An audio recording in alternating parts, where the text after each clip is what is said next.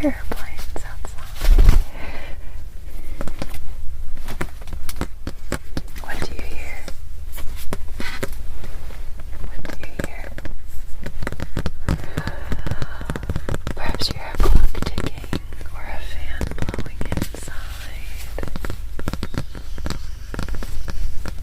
Or maybe you can hear the sound of your own heart beating inside your body. This is Pistachio, by the way. I know she's funny and crazy. I like her feather sound, and I thought you might as well. Right up here next to my little tower ear. Actively and carefully listen to your environment and count as many sounds as you can. As many sounds as you can. Count the sounds. Try this exercise for 5 minutes and see how you feel afterwards. Okay, you can even set a timer for 5 minutes. And that is listening to the now. Why do we want to listen to the now? Well, we want to avoid time traveling. If you missed the time traveling video, definitely go back to it. A variation of this listening exercise will help you stay focused on the present moment while you're in conversation with another person.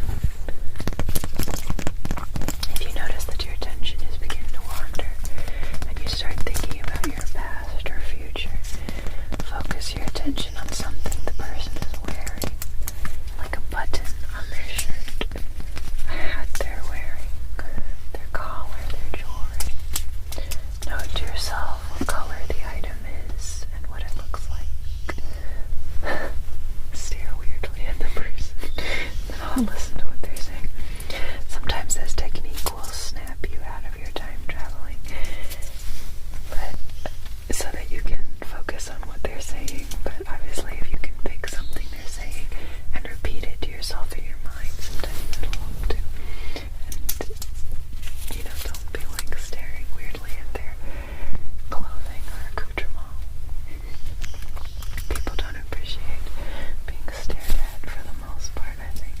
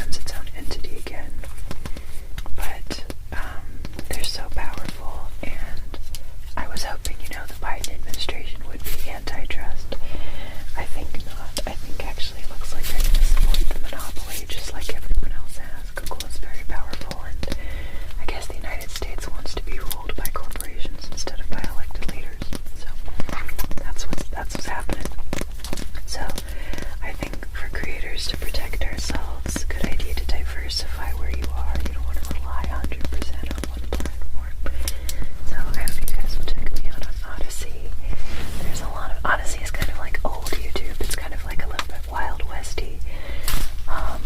There was a rumor put out by GNet, which is normally supposed to be a good organization. It's like supposed to be the global network to combat extremism and terrorism, except that they never say anything bad about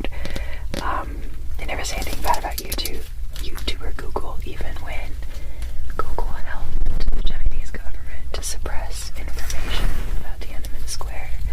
So the Chinese government right now is abusing minorities within China. They're putting Uyghur people in concentration camps. Christians and Muslims are being hunted down because they're not atheist and they don't follow the government's prescribed, essentially, non-religion. So people are being, and it doesn't matter what you believe, it's not okay to hunt down people who disagree with you, right? That's not okay. That's not okay. And it is Asian American Pacific Islander Month. I am part Japanese and very proud of it. And so I'm not really proud of an organization that wants to silence diverse Asian voices in the name of a government system that came from Russia. Really? Okay, guys.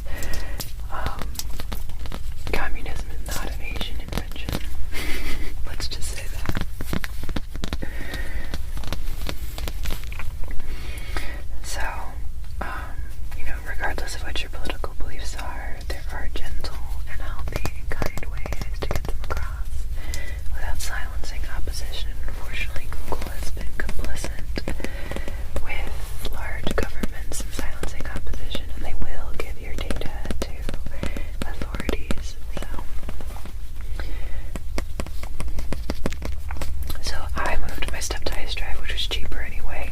It's like almost half the cost of what Google Drive is for the terabyte of data that I need.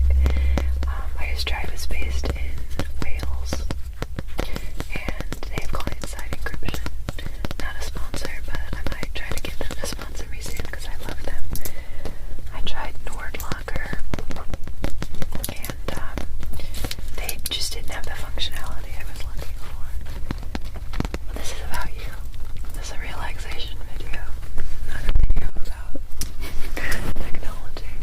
But I just wanted to let you know, that you can back up your data somewhere else, and ice drive works as easily as Google Drive does. I thought anyway. I feel like it's a really easy interface, but maybe I feel that way after the very difficult interface of NordLocker. Hey, what are you doing? Are you biting me? That's bad. Don't bite people. Biting people is mean. So anyway, Google Drive YouTube is ice drive. I highly recommend them. And my favorite, I stopped tapping and it's bothering my brain. Gotta keep tapping. And a good YouTube alternative is Odyssey. Odyssey works to monetize with cryptocurrency, which means that advertisers don't get to determine what you want to see, which is part of why the YouTube algorithm is kind of anti-small creator or anti-POC creators sometimes. I mean, here's the thing. I'm a small business. I totally understand the advertiser dilemma conundrum. I only want to pay, for content and sponsorships where I'm going to get sales back, right? And I can only guarantee sales with people who made sales before who have a very large following. But the problem becomes on a platform where the algorithm essentially is geared only to advertiser interest and not creator interest. Well, there's no balance, and then there's really no free speech because only the large creators get to talk. I noticed that over the past several months, while Markiplier and Jacksepticeye and others were playing, obviously I only watch gaming YouTube channels, it sounds like. That's not true. My favorite YouTube channel right now is Kitboka. You should check him out. But and then my favorite ASMR channel is Kosa ASMR. You should check them out. Check her out. But while they were putting up these boobalicious video thumbnails that were crazy, just so boobish. My not and very like sexist looking thumbnails. And I don't know if the creators are sexist themselves. I don't think so necessarily, but I do know that they're very willing to monetize female anatomy. So for my joke video, right, I did the video where Ginger was in the shower with me, and I did for a piece of time put up a thumbnail that had the shoulder of a woman in the shower. It didn't show boobs. It didn't show anyone disrespectfully like hawking at her. Like one of the Markiplier thumbnails, just the big, like the gaping, rude eyes and the gawking and the nastiness. Mine didn't have it. It just had a shoulder of a woman taking a shower, which isn't necessarily sexual. Okay, women are allowed to take showers without having sex. I don't know if you know this. Whereas, like, for a man to be gawking at a woman's breasts, that's a different. We're talking a different context here, right? But my thumbnail got taken down. Why? Why, you ask? Well, I'm a much smaller creator. Okay? I don't bring in all the money for the advertisers. So the thing about Odyssey is they do have community guidelines, but the guidelines are enforced by the community, not by advertisers, okay?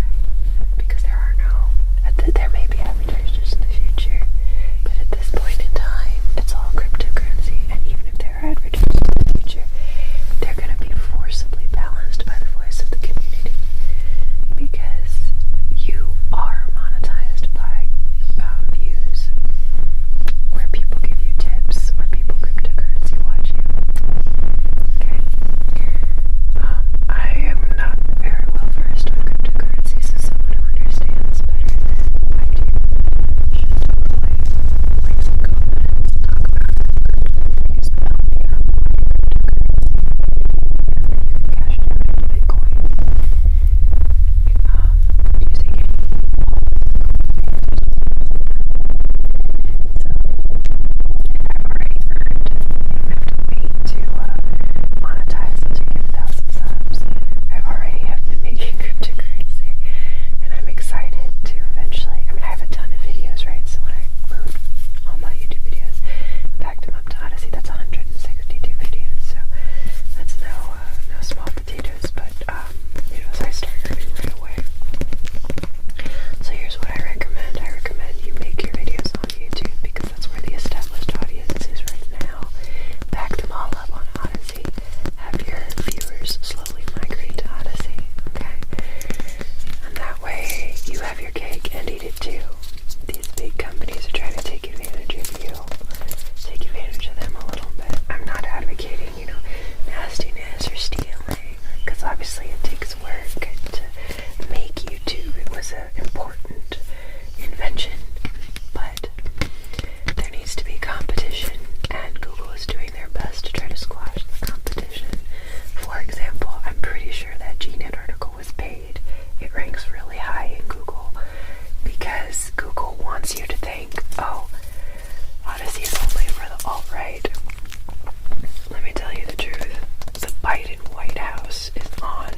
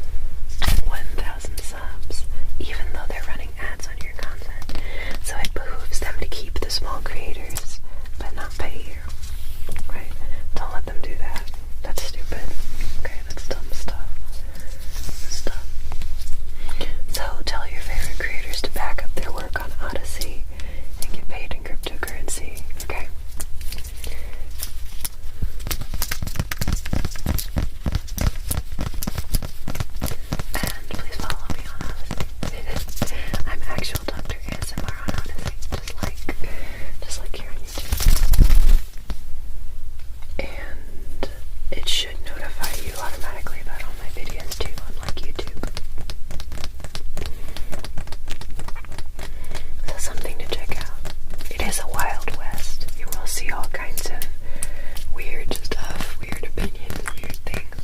But it's a new platform, so just like when YouTube first started, there was a lot of weird stuff. And we have an opportunity now to flood the platform with excellent new creators, with voices that aren't heard, with diverse POC content, okay? So, head over there.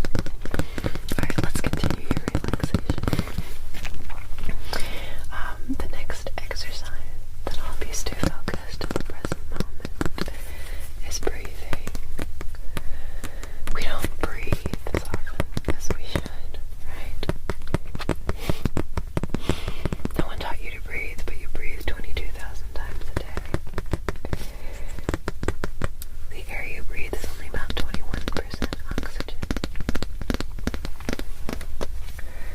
Take full, deep breaths. That's something we don't do. So, I'd like you to focus on diaphragmatic breathing, okay?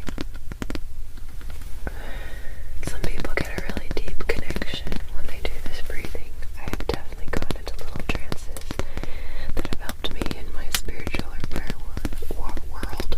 But you don't have to do that, okay? This is a scientific technique, DBT therapy.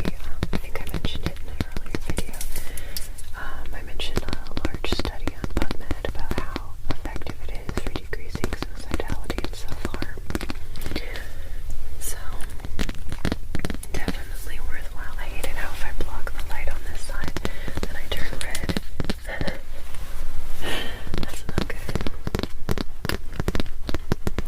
Suicidality and self-harm decreased with DBT significantly, especially in teenage years. So, consider that. And you can do a PubMed search. You don't have to take my word for it. I'm not one of those doctors who says, well, I went to medical school, so obey me. I will sometimes say this is a thing I learned in medical school that kind of everybody knows. Like the names of the bones, you're not going to find a PubMed study on that. I'm not quite sure how you would fact check me on that. I guess you could get an anatomy book like a Grant's or Lippincotts, right? So I can still give you sources for that, but for the studies and health things, PubMed.gov lists all these great studies. Okay. So, some people feel a little lightheaded when practicing this technique, by the way. That's because they breathe too fast, too deeply, or too slowly. Okay, don't be alarmed. Just go to a normal rate and count your breaths. Alright, are you ready? Okay. So to begin, I'd like you to find a comfortable place to sit in a room where you won't be disturbed for as long as you set your timer. Turn off any distracting sounds. Take a few slow, long breaths and relax. Place one hand on your stomach. Now slowly breathe in through your nose and slowly exhale through your mouth. Feel your stomach rise and fall as you breathe. Imagine your belly filling up with air like a balloon as you breathe in, and then feel it deflate as you breathe out. So it's a lot like the other exercise, but this time instead of focusing on sounds, you're going to focus on your breath. Feel the breath moving in across your nostrils, and then feel your breath blowing out across your lips. As you breathe, notice the sensations in your body. Feel your lungs fill up with air.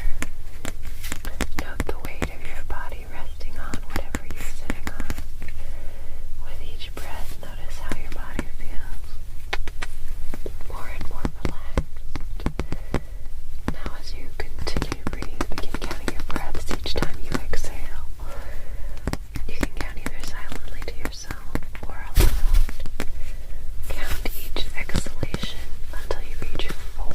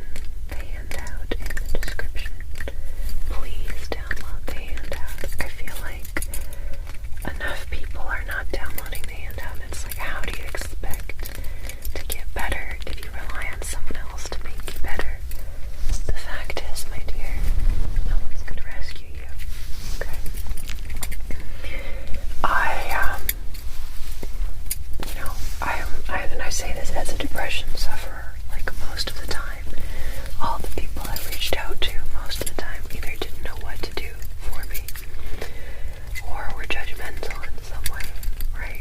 We've all experienced that. Those of us who have. And I mean, like, I have serious, like, medically diagnosed depression, not, oh, I feel sad and I think I have depression. I mean, I've been hospitalized for 30 days total. And I have failed, I think, 12 or 13 different therapists, multiple medications. I'm talking about, not to, shame anyone, but I'm talking about real diagnosed depression, okay?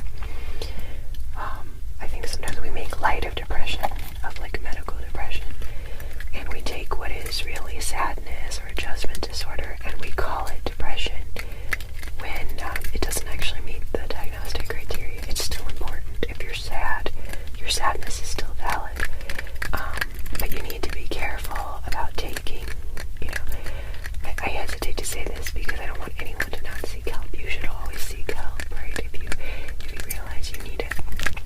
But often the people who most need help won't get it, okay? Won't get it, okay? So you should focus on trying to help those around you, and that'll help with your brain also, even if you have serious depression like I do. But at the same time, you have to take care of yourself so that you can help others, and that's what I'm getting at with this self-care thing, my dear. And I know I can be a little tough love on you guys, but that's because you, my dear, are much more powerful than you think you are. That doesn't mean that you should feel guilty, okay? If you are unable, severe depression, you might be too exhausted. You might be too exhausted to work through some things and out some days, okay? You might be too exhausted because depression makes you so exhausted. I totally understand that, okay? I totally get that.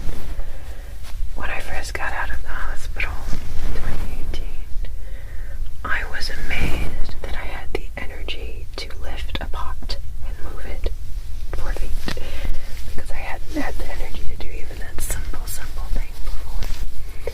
So when I say no one's going to save you, that doesn't mean that you're not going to get help. But in the end, you are going to fight, and the other person can give you resources, but you're the, ow, stop, don't bite people. That's not nice. They'll give you resources, but in the end, you're the one who has to apply it. Hey, you, don't be bitey. That's not nice. That's not nice. Don't bite people. Don't bite people, okay?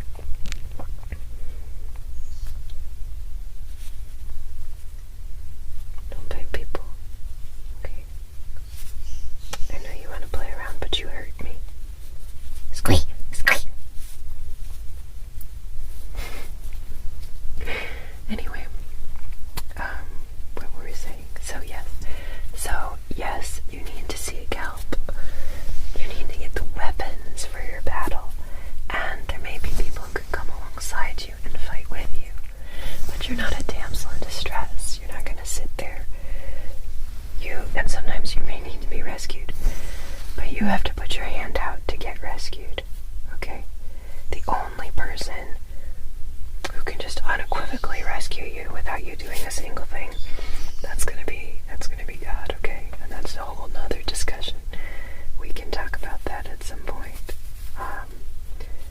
So I welcome anybody here who does not, who has no spirituality or who has a different spirituality. You're totally welcome. Here we do evidence-based techniques.